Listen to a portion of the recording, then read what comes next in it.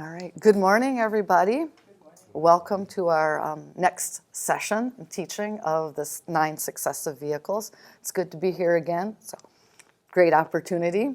I have a little bit of a cold, so bear with me. And I'm looking forward to talking more about the 9 Yanas and sharing in that knowledge and providing a great forum for future discussion and future teaching. So want to review a little bit about what we talked about last time to give a little bit of an overview. You do have your handouts from last time with you, and then I do have a new handout, but we'll take a look kind of at that broad overview. I think we've got 3 handouts we can look at, and I'm looking at these like from the 10,000 feet, from the 5,000 feet, and then from up close and personal for the yana that we're talking about today. So the overview of where we have been, when you look at the total of the 9 yanas, last time we talked about the overview of the 9 yanas and what they are, and we went into more depth on the Shravaka yana and the Pratityabuddha yana, which are the first and second yanas. The third yana, which we will talk exclusively about today, is the Bodhisattva yana, and it is comprising the second turning of the wheel of Dharma, the Mahayana. The Shravaka and the Pratityabuddha were the first turning of the wheel of Dharma. They are both the first turning and the second turning, part of the causal vehicle, and they focus on renunciation, and you can achieve the Nirmanakaya. So that's at a very high level of where we've been and where we're starting today. If you look at your next handout, where it goes into more detail about the 9 yanas, you can look at the Bodhisattva column, and we look at what the gateway, the view, the meditation, the conduct, the result, the duration, and the benefit are. And I'll go over that just high level, just talk through that quickly, and then we'll delve into those details as we go through the teaching today. So the Bodhisattva is, I think, a yana where there's a lot of complexities that are involved here. So there are a lot of topics that can be encompassed within the Bodhisattva yana, including the gateway, which are the 2 truths and the 6 perfections. So the 2 truths are ultimate and relative truth, and the 6 perfections are the 6 transcendent paramitas. And we'll talk a little bit about both of them today. I won't go into as much about the 6 perfections because Mary McFadden is doing an in-depth teaching on those, but it's good to see how they fit within the yana as well. And I'll give an overview of the 2 truths. I will not do it justice by any means, but a brief introduction so that we can understand the framework of what it means within the Bodhisattva yana. The view is the realization of selflessness of self and phenomena. So it's the removal of ignorance, and it's increasing upon what the Shravaka and Pratityabuddhas have realized, which is the realization of selflessness of self, and the partial realization of selflessness of phenomena. And we'll talk about that more in depth as we go through the class. The meditation is the non-conceptual concentration, the union of insight and shamatha, so tranquility and insight. And the conduct is refraining from the 10 forms of non-virtue for the benefit of self, and practicing the 10 forms of virtue for the benefit of others. So that's where we come into a little bit of difference between the Shravaka and Pratityabuddhas.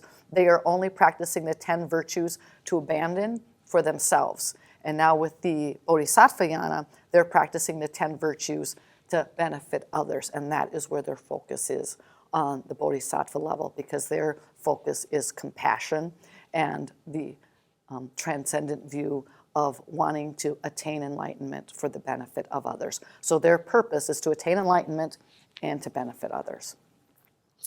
And the result is the gradual progression on the 10 levels to attain the 11th bhumi. And we'll go into depth about that as we go into the class. And the duration in time in order to attain the result is 3 incalculable eons. So the time is quicker than that of the Shravakas and Pratityabuddhas, which is between 100 and 300 eons. Here we are down to just 3 eons, incalculable still. And the benefit is for self solely to benefit others through the 6 perfections. So high-level overview. And then if you guys want to take time and turn to the 3rd handout, the one I just gave you today, that's what I'm going to speak from. And we'll go over an overview of that as well.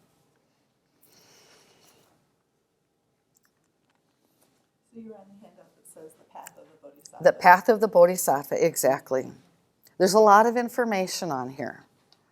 And what I wanted to do is I wanted to break it down.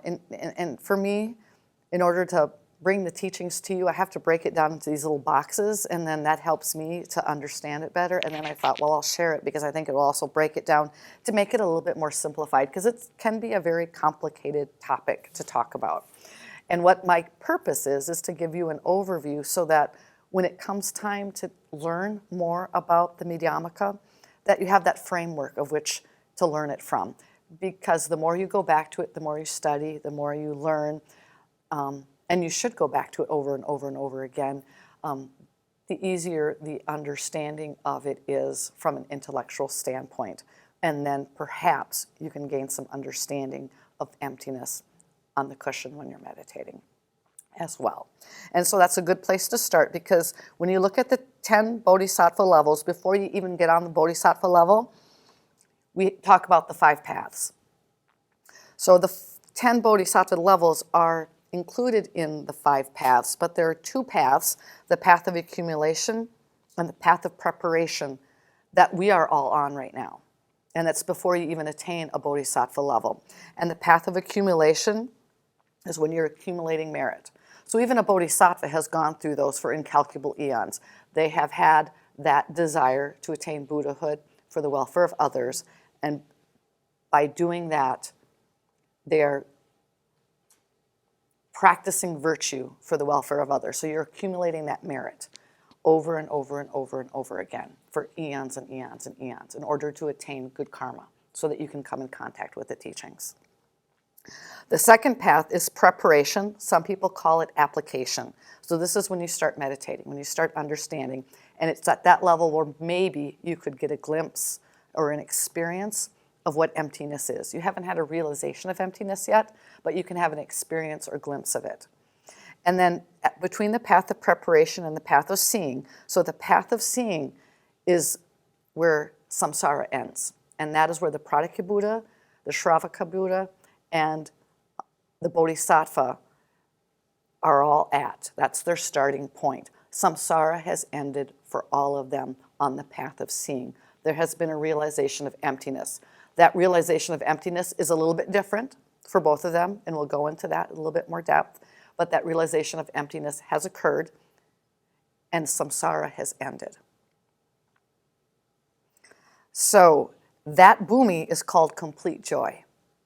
And it is called complete joy because that bodhisattva has worked for eons to get to that level. And suddenly there has been that realization of emptiness, and there's a joy of having gotten to that stage. And so that's why it's called complete joy. And what a wonderful thing to achieve in and of itself. Moving over along on the columns, we can then look at what the paramita that relates to, and the paramita that the bodhisattva practices on that first level bhumi is generosity. We'll talk more about that as well, but I just wanted to give you an overview of how this grid works. And then if you take a look at it, it says the 10 transcendent paramitas, and actually there are only 6. But when you talk about the middle way and you talk about the 10 bhumis, they divide that 6th paramita into 4 additional ones. So there's a lot more gradient and detail within the method or skillful means, or the wisdom. And that's divided into method, aspiration, strength and power, and primordial wisdom. And so there are really 6 paramitas, but the 6th one, wisdom, is divided into 4 additional ones, and each of them relates to one of those levels that the bodhisattva is on. And it helps to explain that it's a gradual process. It's not just you get to that complete joy and understanding of experience of emptiness and you have reached Buddhahood. There's still more to go and still more to understand along the way. And then if you look at the next column, this is where I have tried to explain the difference between the Shravaka and Pradikya Buddha and the Bodhisattva Buddha Yana.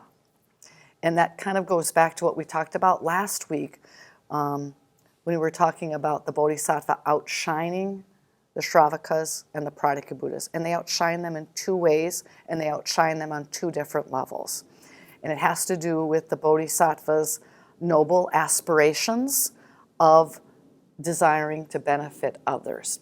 And so because of that noble aspiration on the level of seeing, at the level of complete joy, the Bodhisattva outshines the Shravaka and Prataka Buddha because they have compassion for all beings.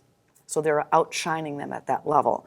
The Shravakas and Prataka Buddhas are equivalent with the Bodhisattvas up until the 7th Bodhisattva level in wisdom. They both have that same amount of wisdom, but at that 7th level is where the Bodhisattva then also outshines the Prataka Buddha and the Shravaka Buddha with their wisdom, with the complete understanding of emptiness. I'll go into that more in a little bit. So once again, this is just an overview.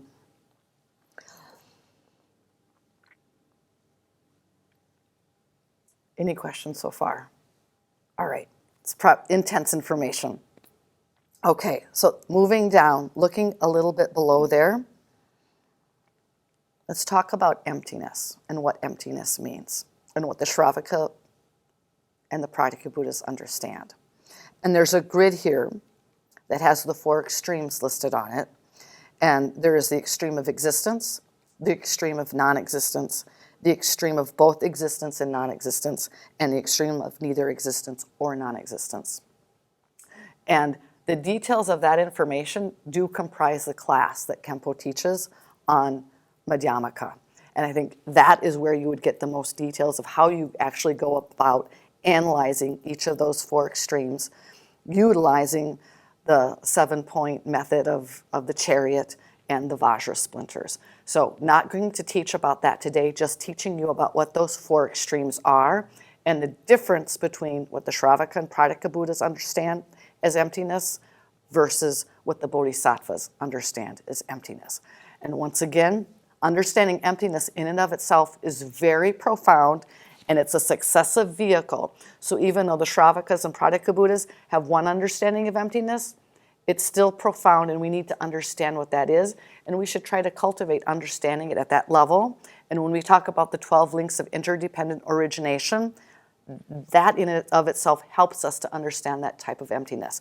And that type of emptiness is in that first quadrant. It's the non-existence of existence. So that is why the wisdom of the Bodhisattva is all that much more greater, because their understanding of emptiness comprises all 4 quadrants. So the non-existence of existence, the non-existence of non-existence, the non-existence of both existence and non-existence, and the non-existence of neither existence or non-existence. A lot of information, but there are some examples we've given below to help people to understand what those 4 quadrants mean in a practical, everyday methodology, because we act that way, we are that way. And an example of existence is, this clock is real. So we believe this is real. What the Bodhisattva or what the Prataka Buddhas is that they understand that this is not real. But when you believe in existence, the religions that believe that way are Christianity and some types of Hinduism.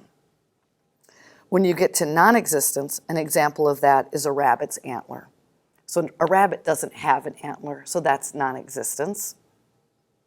And an example of that is existentialism, when you don't believe in anything. What's Maya? Like in Hinduism, Maya. Is Maya like an illusion? When they say it's all an illusion, would that be non-existence? I'm not familiar with that, so probably ask that of Khenpo. Okay. All right. So both existence and non-existence, that would be an example of that would be the reflection of your face in a mirror. So your face exists, but the reflection in the mirror doesn't exist. So that's both. An example of that is the New Age movement. And then neither existence or non-existence, the example of that would be the sharpness of a rabbit's antler. So the rabbit's antler doesn't exist, and neither does the sharpness. So they're both non-existent. Now, it's a complex topic. These things come about through thorough analysis and thorough studying. So what I want to make sure is that just because this is a profound topic, don't be discouraged. Don't let the topic, because it might not make sense at this point in time, discourage you. The thing is to take classes, to do a lot of reading, to do a lot of contemplation, and the only way to really understand emptiness is through meditation. So we can talk about all of this information, we can try to understand it, but really the only time that you understand it is when you're on the cushion meditating. What these do is to help us get a glimpse of it theoretically, so that maybe when we're on the cushion, that aha moment can happen. All right. Now, within the understanding of emptiness, there are two things to be realized, and there are two things to be eliminated. And this is where we get into the difference between what the Prasangikas think and the Chittamarans think and the Svatantrikas think. And we don't need to necessarily go into all those variations right now. I think it would just confuse everything. We can talk a little bit about it at the end because I think it's interesting. But when you talk about understanding emptiness, the Pradikya Buddhas and the Shravaka Buddhas understand thoroughly the emptiness of self. And the reason why they understand that is in part because of what their intention is. Their intention is to be free of samsara. They want to realize emptiness of self. So that's where their focus is, and that's what they realize first. Now, the Bodhisattvas want to go further. They don't just want to eliminate samsara. They want to reach full liberation, which is understanding emptiness of self and understanding emptiness of phenomena. So that's where the methods are different. So the methods of the Pradikya Buddha and the Shravaka Buddha are interdependent origination, focusing on the emptiness of interdependent origination from the internal view, which we talked about last week. And the methods for the Bodhisattva is the analytical understanding of the emptiness of the four extremes, that they're beyond all of those four extremes. And there are variations in terms of what these different philosophical views believe in terms of understanding self and phenomena.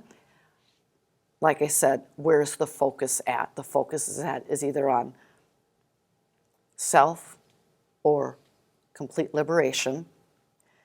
And when it comes down to it, you can say that both have realized the absence of the existence of self and phenomena, but they have not both eliminated the two defilements. And the defilements are clinging to the self and clinging to phenomena. So realization of emptiness of self and phenomena is one thing, and clinging to the realization of self and phenomena is another thing. And that gets to the point where we were talking about the snake. You realize that the snake is a rope. Now you've realized emptiness, but you might still cling to the rope as truly existing. And so when you can get to that point of not clinging to that rope, is where you have not only abandoned the understanding of things as truly existing, but you have also abandoned the clinging to those items as truly existing. So there are many different layers there within that teaching. Does that make sense? Cool.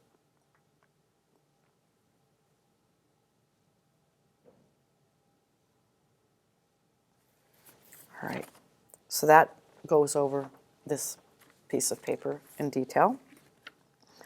I have one question for Anne. I'll see if I can answer it. When you go back up to the top of that Yep. page, and then you go to the right, and you're looking at the column of understanding, Yes, and you get down to at meditation number 4 level, yes, can you explain the box that says 1 through 6 cannot Yes. irreversibly reverse Tenzin fixation towards characteristics? yes, I can, and I'll try. And it's what I was just talking about, so it'll help clarify that. And the boxes didn't do it justice because it is from levels 1 through 6. So if you look at understanding, on the path of accumulation, you have relative bodhicitta. You're generating merit. On the path of preparation and application, you may have an experience of emptiness. When you get to the path of seeing, you have an understanding of emptiness. That emptiness can vary depending upon if you're a Pradika Buddha, a Shravaka Buddha, or a Bodhisattva. So what we just talked about. So you have a varying level of understanding of emptiness. And then from that level of complete joy, so that understanding of emptiness, up through advancing, knowing clearly, you still have clinging.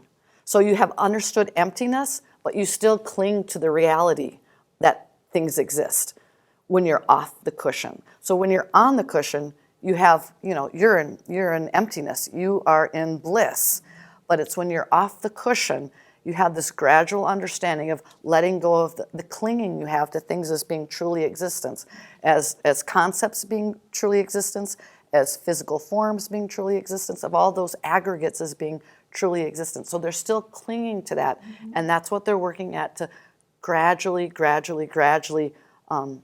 refine away. And so from that level 1 to 6, there's still that clinging. At the level 7, on the gone afar, is when off of the cushion, the bodhisattva no longer clings to characteristics. They have purified that defilement. Does that make sense? So at that point, they're beyond concept and reference point. Mm-hmm. Okay. Yep. All right. How do they live? I mean, it would be, behavior is important. You got to behave as if it's real. Otherwise, the red light and the green light have no meaning. You have to behave as if it's real, and you can see it. Now, we're speaking theoretically here.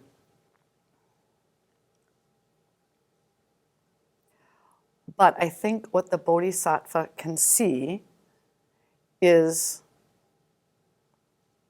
the prison walls that people have put all around themselves, thinking that my world is solid and concrete and it can't change.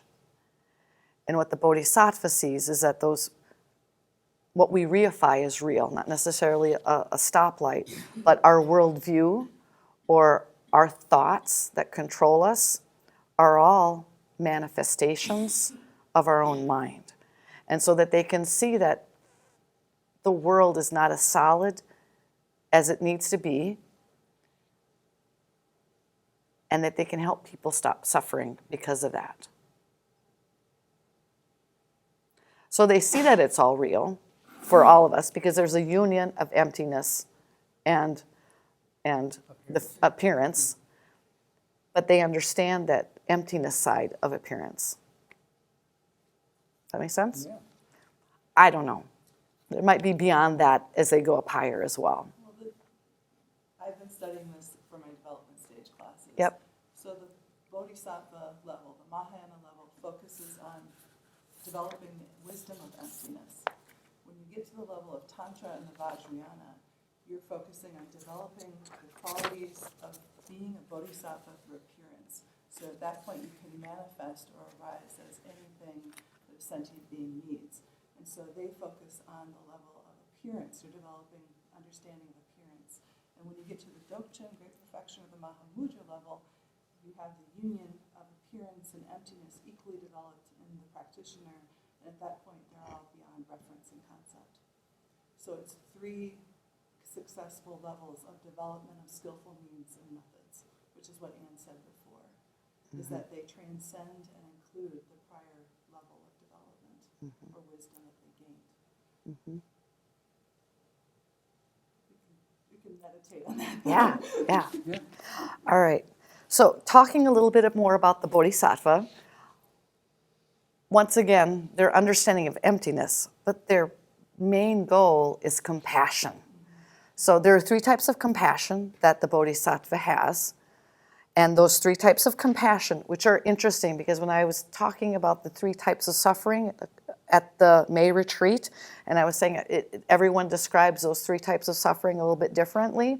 As I was reading Dzongzor Khyentse Rinpoche's book on Madhyamaka and the 3 types of compassion, well, there's actually, if you have 3 types of compassion, and the first one comprises 2 types of suffering, well, then there's 4 types of suffering.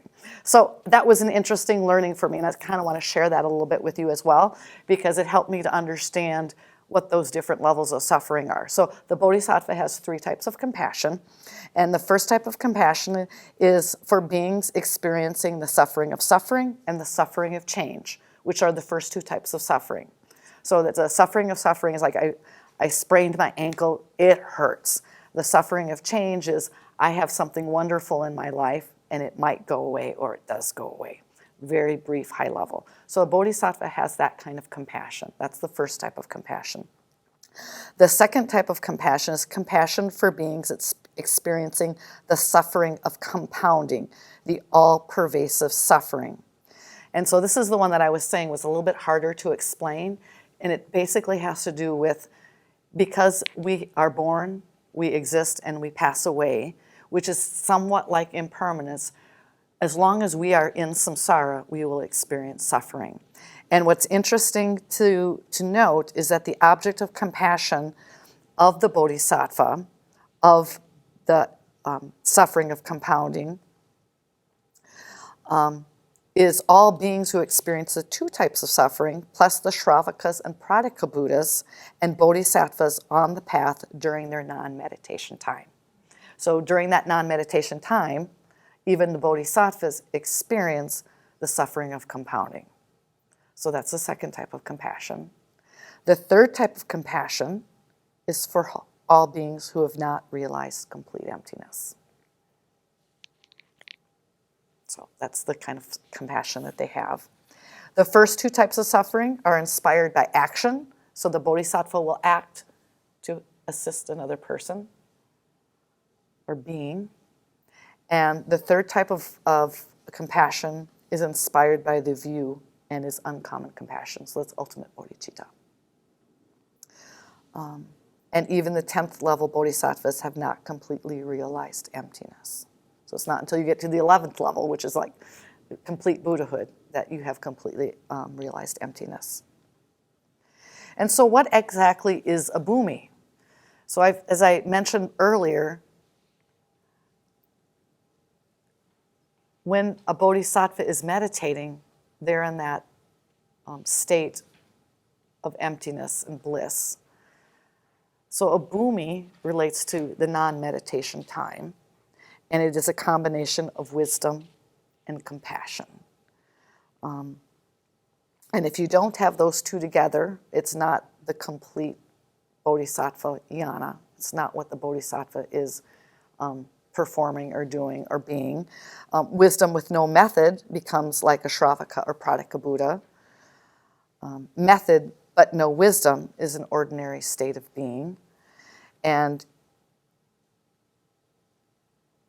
once again, you cannot classify a bodhisattva on a bhumi during meditation time, as this fabrication does not exist while they are in meditation. And then they always talk about the different bodhisattva levels as what they have abandoned. And in general, a bodhisattva has abandoned wrong views, has abandoned discipline and ethics, believing that discipline and ethics are supreme, and they have abandoned doubt. And within wrong views of what they have abandoned that the 5 aggregates, believing that they are supreme. They have abandoned that nirvana is supreme, and they have abandoned that wrong views are supreme.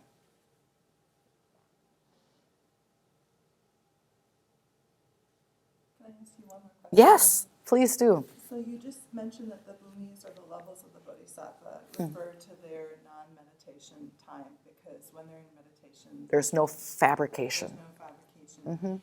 And so what those bhumis mention to different levels of their skillful needs, is that right? Different levels of their Yes. ability to be compassionate. And exactly, and then what they're practicing are the 10 transcendent paramitas. So those are the focus of that action during those times. And then I'm not going to go into them in depth because Mary will be covering them in future classes. So how they can know which level they're on or which bhumi they're on is by their own realization of how they're acting or of their own skillful means.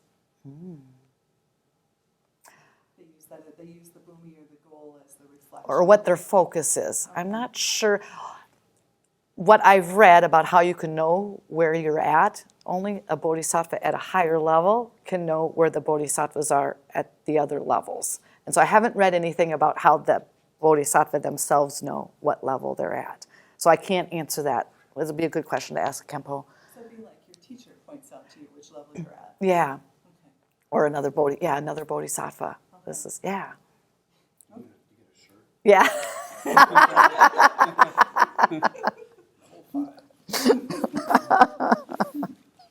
Love it.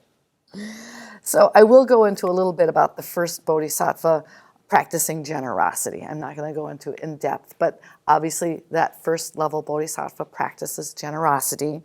And there's the generosity of giving material items, the generosity of teaching the Dharma, and another type of generosity, I think, financial means or providing safety. But what's different and what makes that generosity transcendent for the bodhisattva is there is no clinging to being a giver, no clinging to the gift that is given, and no clinging to the person who is receiving that gift.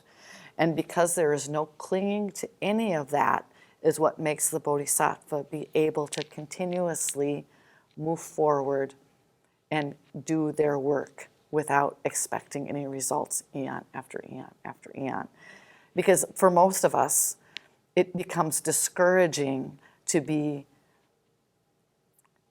working for the welfare of others and not necessarily seeing another person be happy in that moment or not ourselves not receiving anything out of it. What the bodhisattva has been able to do is to let go of that clinging of what that result is, which is pretty profound and is a great thing to aspire to. And that is what helps them to continue along the path in that manner. Let's see if I have any last minute notes here.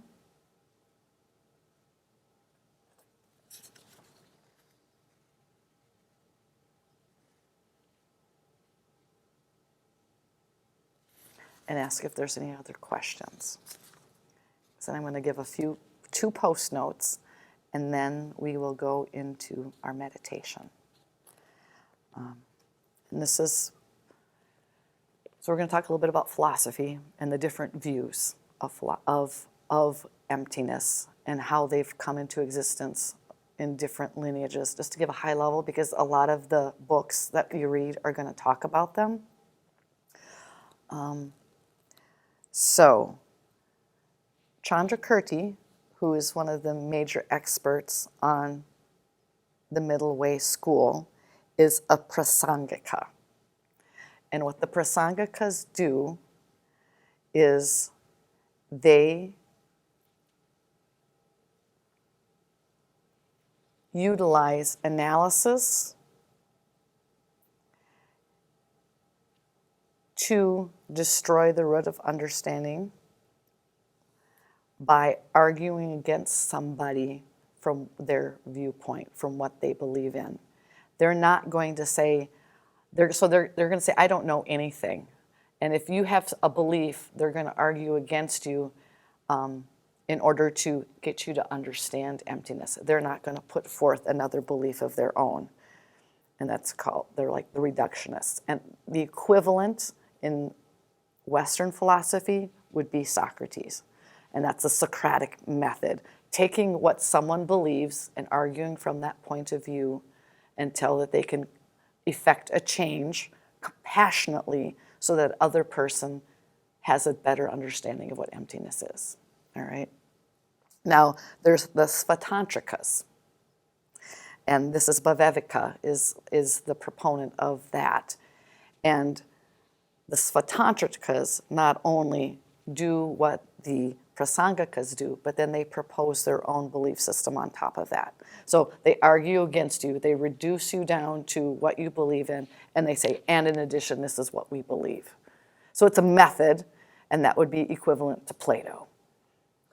Because basically that's how they break it down. Socrates was the original Socratic method, and then Plato, and Socrates' teachings were only written by Plato, so this is all conjecture, that all of the teachings that Plato wrote about Socrates were the Socratic method, and everything that was proposed later on were Plato's. And those are the only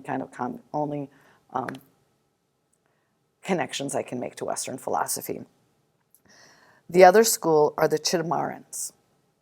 And the Chittamarans are the mind-only school, or the manifestation-only school, where it's like nothing exists at all. It's all in your mind. And the progression of the Chittamaran school has gone from Asanga to Vasubandhu, and even Thich Nhat Hanh talks about it in his books, and it's a very valid method of talking about emptiness and to understand these different types of emptiness. So in that book that I talked about last time, Understanding Your Mind, Thich Nhat Hanh talked a lot about the manifestation-only school. And then in the back I was reading because I wanted to find out, is he talking about what we understand as the Chittamaran school? And it looks like it comes out of that same tradition. It's the Sangha and Vasubandhu. And eventually what that school has transcended into is has been passed on down through Tsongkhapa and the writing of, and I just lost it. Can't think of it. Sorry.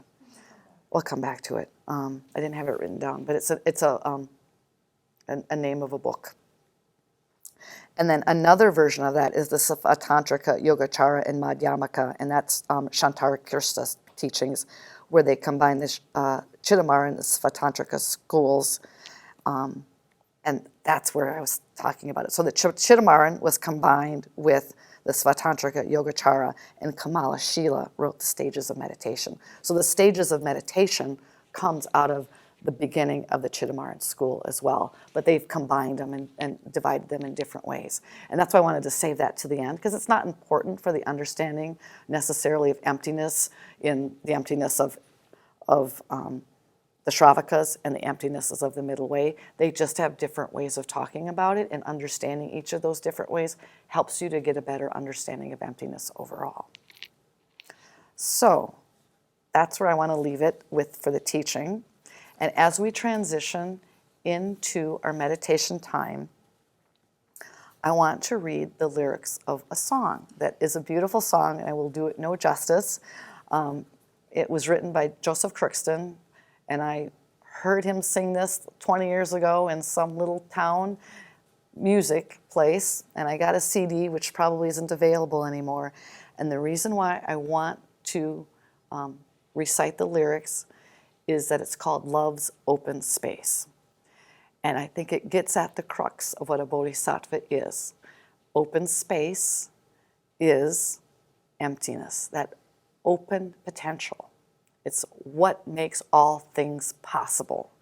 And love is what a bodhisattva does, because a bodhisattva has compassion and they want others to be happy. And compassion is wanting people to be free from suffering, and love is wanting others to be happy. So love's open space. So I'll read the poem, the lyrics, and then we can go into some meditation. So I hope this is inspiring to you guys. And I'm not reading the whole poem. I'm reading the parts that relate to what I think of as the understanding of bodhicitta. Sunlight reaches down upon my bedroom floor, steals the darkness like so many times before. Geometry in motion, dancing through my window pane. It's the open space between that brings the morning to me. The open space between gives me the freedom that I need to fall in love. The hint of coffee in the morning air, clay from our Mother Earth left in a potter's care, open vessel makes it useful. It's the open space within that lets my morning begin. The open space within gives me the freedom that I need to be filled with love. 6 strings buzzing on an open chord, a little out of tune, but all the soul that I can pour. Between the strings on top and the air that I breathe lies the hollow space inside that lets the sound take flight. The hollow space inside gives me the freedom that I need to sing about love. Lips in motion speak a single phrase. The words may not be perfect, but I'll say them anyway. Between my eyes that see and a heart that is free lies the open space between that lets my words flow from me. The open space between gives me the freedom that I need to talk about love. So, probably the most understanding piece of my lecture. So, because this is a Bodhisattva Yana, I thought we could either do an analytical meditation or we could do a meditation on compassion. And I thought, let's do a meditation on compassion and maybe even think about the words of this song as we move into it. And what I would like to do is to have us do first, in order to prepare ourselves for meditation, do just a few breaths of 3-stage breathing, breathing in, holding, and then letting out slowly, just to calm the mind, and then start into some Tonglen meditation. So doing the Tonglen of focusing on an individual person to start with, and breathing in and taking on, removing from, however you want to visualize it, the pain and anguish and suffering of that being, and then breathing out light and love and joy and harmony and peace and understanding. And then to do that, Tonglen meditation, giving out love, giving out compassion, and then resting in emptiness after a certain amount of times of doing that until thoughts start arising again, and then starting up the Tonglen meditation again. So that was what we'll meditate on today.